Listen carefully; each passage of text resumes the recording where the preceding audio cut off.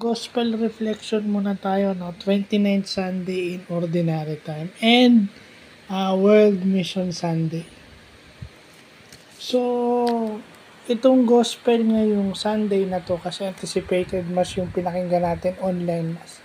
So, ito yung famous gospel na yung mga kaaway o yung mga kumakalaban sa Panginoon nagsama-sama para siya isiluin o hanapan siya ng mali.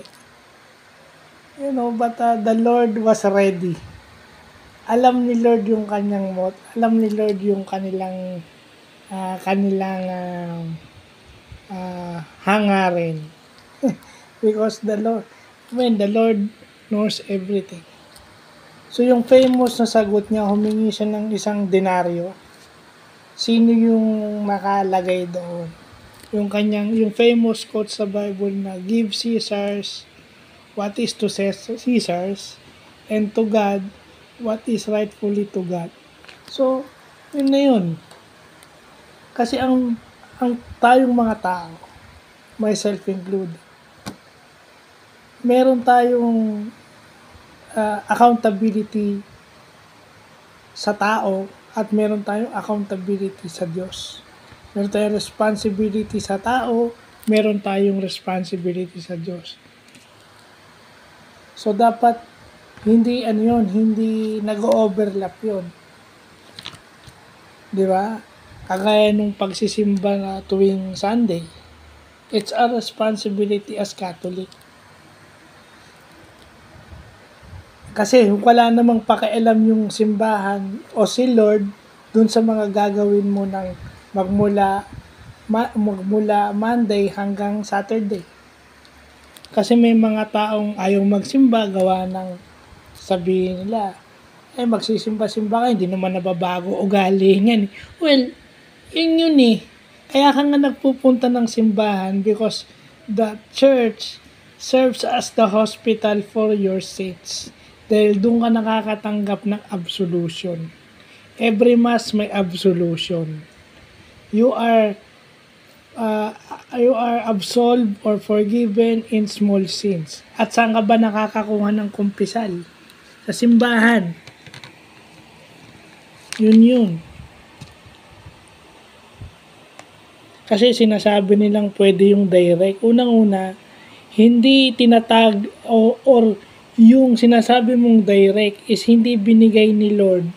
Doon yung mga sacraments, hindi mo makikita sa ibang tao yun. Where do you receive the 7 sacraments? Sa simbahan, especially the Holy Communion. Yung simbahan, saan ka ba kinakasal? Yung pag-uusapan yung faith aspect, saan ka dapat kinakasal? Sa simbahan, di ba? Kaya 'di ba meron ng kasal sa West pero pinakakasal pa sa simbahan kasi mas matimbang yung marriage sa simbahan. And yung marriage is 7 sacraments. Kaya nga kalokohan yun eh. Because kung may ospital tayo para pagalingin yung ating physical na karamdaman, yung simbahan ang gumagamot sa ating spiritual sickness. Yun. Kayo rin, bawa kung wala naman kayong masyadong kasalanan, which is I doubt. Kasi lahat naman ng tao may kasalanan. Kumbaga, sa simbahan kayo nakakakuha ng graces to avoid those things. Or kumbaga sa simbahan kayo kumukuha ng vitamins o ng bakuna laban dun sa mga temptation sa kasalanan. So yun. And World Mission Sunday ngayon, lahat tayo may misyon. Maging mabuti sa ating kapwa. Karamihan sa mga tao, laging naalala yung hirap. Yung hirap na pansarili at yung hirap ng kanilang ginagawa. Pero hindi nila naiisip na bawat itinutulong at paghihirap nila sa mundo, may kaakibat na grasya pagdating nila sa langit. Which is the most rewarding, the most fulfilling award of all souls. Yung mapunta ka sa langit. So, yun lang po.